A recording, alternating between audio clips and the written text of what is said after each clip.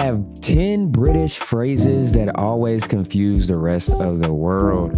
Let's go ahead and get right into this, man. Link to this vid will be in the description. Let's check it out. Bit of Crembo Din Din we had with the grotty Scotch bin. Oh, the one that was all 6s and 7s. Yeah, Oh, that's my movie right there, Austin Powers. Let's not waffle on and overegg the pudding, or we'll be here for donkey's years. So, welcome to Watch Mojo UK, and today we'll be counting down our picks for the top 10 British phrases that will always confuse the rest of the world.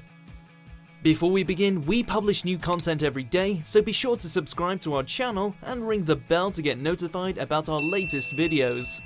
For this list, we're celebrating some bog-standard bits and bobs of British English. But there's a spanner in the works because these sayings make no sense to anyone else. Spare me the confused innocence, Jane. We're both far too long in the tooth. Number 10, Bob's your uncle. This will go in here, and Bob's your uncle, abracadabra, is this your card? No. Even if Bob really is your uncle, what's he got to do with anything? Facts. A saying said whenever a plan is executed, non-Brits might feel more familiar with the similar and Americanized idiom, hey presto, or the French phrase, et voila. Some linguists trace Bob's your uncle back to Arthur Balfour, who succeeded his uncle I've never even heard of the US version though. Whatever they said, impressed, what did he say? Idiom, hey presto, or the French phrase, never et heard voila. of that. Some linguists trace Bob's your uncle back to Arthur Balfour, who succeeded his uncle Lord Salisbury as Prime Minister in 1902. Balfour's critics claimed he only got the job thanks to his familial connections. Bob's your uncle. Okay. Number 9, a car boot. Hold on. Y'all saying that for real? Y'all really using that in 2026? Are y'all using that phrase? Sale. Love a car boot, baby. Love a car boot. While boot sales are a kind of cultural institution in the UK, this term can bewilder anyone not born in Blighty. First off, the car boot itself causes confusion, given that American English calls a car's storage space its trunk. But then, there's the actual concept itself, which makes a stateside garage sale. I've actually heard of this one, bruh. I've heard of this one, and I still can't get over boot. They even, so I'm living in South Africa right now. They even use the same thing. Like, they use the same word boot for the trunk of the car. And I'm like, bro, it's still a confusing thing. Very small fry. That is 182 bottles of body lotion.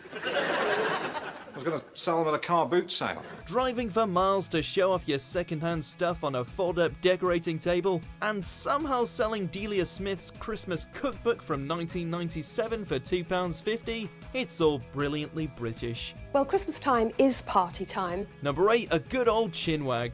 No good stood round here chin-wagging. Human race should gossip all day. Enjoyed by friends over a coffee, a pint. A good old chin wag. Hey, bruh, I'm not gonna hold you. I really didn't think y'all actually use these phrases in real life. I thought these are just things that y'all say like in movies. Like Austin Powers, bro. There's a lot of, I feel like, UK lingo in Austin Powers, in the Austin Powers movies. And I'm thinking these are just things he just saying, bro, in the movie. Y'all really use these phrases in real life. On the walk home from work, this basic Britishism breathes new life into any conversation. With satisfying literalness, the term triggers anyone who hasn't heard it before to imagine chins rising, falling, and flailing around like an excitable dog's tail. Of course, given that a good old chinwag is the same as an overdue gossip, the mental image of mouths speaking quickly isn't too far away. Go on, go on, go on, go on, go on, go on, go on. Number 7, have a butcher's. And so, we've come to Cockney rhyming slang. East End, you say? I wonder what it's like these days. So much of British English is born out of London colloquialisms, but if you aren't well versed, then you can quickly struggle. You might say you're Hank Marvin if you're hungry because you're starving, or you'll refer to someone you like as your old china, as in china plate, as in mate, as in friend. But to have a butcher's is one of the most widely used phrases in London and elsewhere, and it simply means to have a look. Butcher's hook, look. See, it's simple. Oh wait, that's what that meant. To have a look. See what we've got. Let's have a butcher's, eh? Let's have a butcher's, Number 6, eh? chuffed to bits. I played 5 eggs. I'm about to use these phrases, dog. I'm about to go have a butcher's, eh? It sounds very painful, but it's actually quite pleasant. In today's lingo at least. We Brits describe ourselves as chuffed whenever something has gone exceptionally well, like A-star exam results or a favourable football score. Chuffing, no. However, the etymology of chuff includes it being used as a 16th century adjective for an overweight person and as an alternative noun for someone's bottom or their genitalia. If something's up the chuff, it's in a bad way. So, the chuffed to bits now means excessive happiness is quite a considerable leap. So I'm happy about that. Yes. Sure. Number 5, what a plonker. What a plonker. Plonker. A phrase made famous by Del Boy, usually at Rodney's expense, plonker fronts a family-friendly set of soft British insults, all designed to deride someone for their stupidity, but usually in a playful way. You plonker. Hey, I'm not gonna hold you.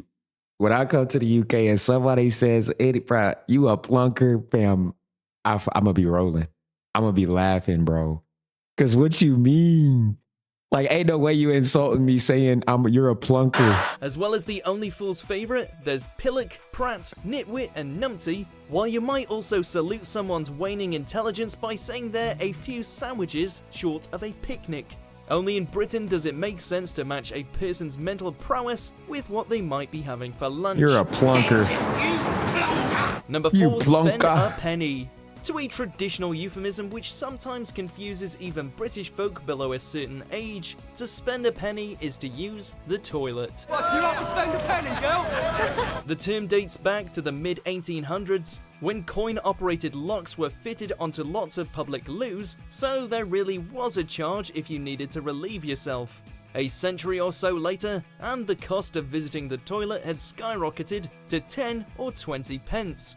But the saying stuck around simply as a polite, indirect way of letting others know what you were up to. Excuse me, Bruce, I have to spend a penny. Go for your life, pal, don't fall in. Number 3, sod's law. Given that one meaning of sod has the word relating to grass or turf, it can be tricky to see how sod's law started. Why is it dispose? You keep on saying me. Sod's law. It's often compared Sod's to law. Murphy's Law in America, though Sod's Law is slightly more severe. You could call it the exact opposite to a win-win situation. Red traffic lights when you're running extremely late, that's Sod's Law. Staying in for a delivery but missing it because you took a shower, that too. Booking a beach holiday but getting rain all week, good God, it's annoying. I could puke. Number 2, on the pull. A close cousin to what Americans call hooking up or getting lucky, head to the city centre on a Saturday night and you'll soon catch on.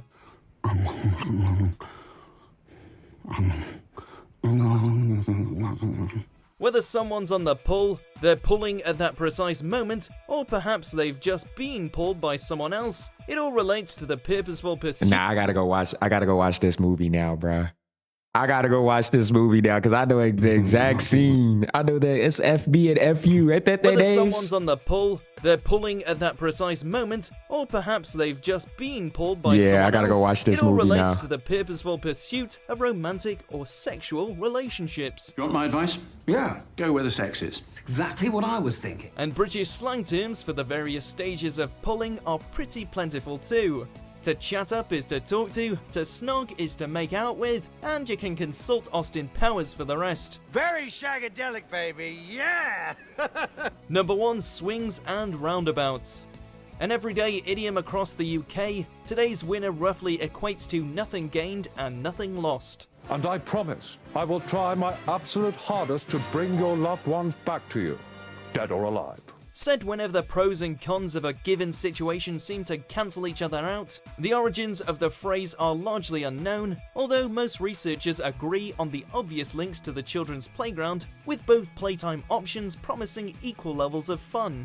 You might even favour the slide, but it's swings and roundabouts really. Well, that may or may not be true. Well, Think of it. It is true. Well, it may or it may not be true. Do you agree with our picks? Check out these other great... Hey, are these like, y'all still use these today? Or are these outdated? Like, not many people are using these anymore. Because I'm not gonna lie, if somebody came to me and said, what was that one? Plunker. If somebody called me a plunker, I would be weak. Definitely after watching this video, I'm definitely gonna be weak, bruh. I hope you guys enjoy my reaction. commentary to this one. This one was fun, y'all. This was a fun one. So let me know other ones I should check out in the comment section below. But hope you guys enjoyed this one. You bloody plonkers. Stay tuned, FCL. Peace.